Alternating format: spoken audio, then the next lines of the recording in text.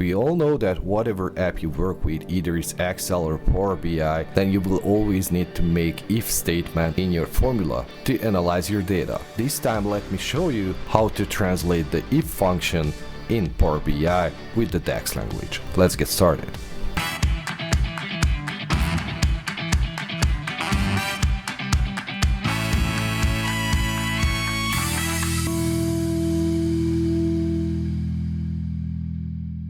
In my previous video, I created a column with a SUMIFS function translated into DAX.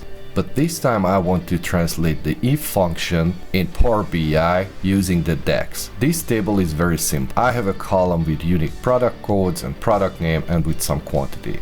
But let's say I want to score these products based on the quantity what was sold in the USA.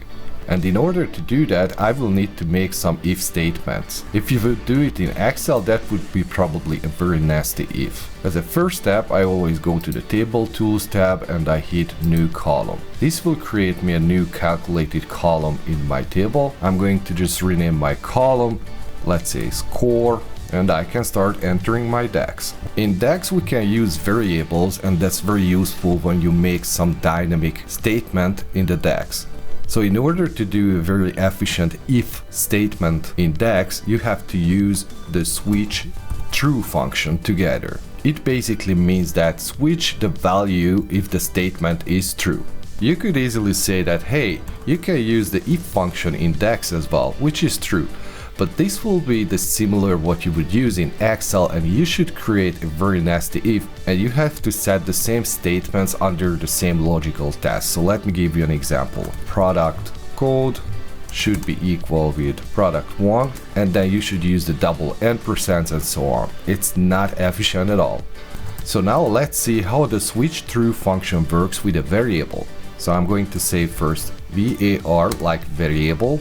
And now I'm going to name my variable, and I'm going to say score category equal switch true, and now I can set the conditions or criteria, and I'm going to expand the formula bar a bit, and I'm going to say if the product quantity is less than 100, then I want to add 2 scores. Shift enter, I hit the tabulator to move my cursor a little bit, and my next value is like product USA quantity greater than 100 and quantity less than or equal with 200.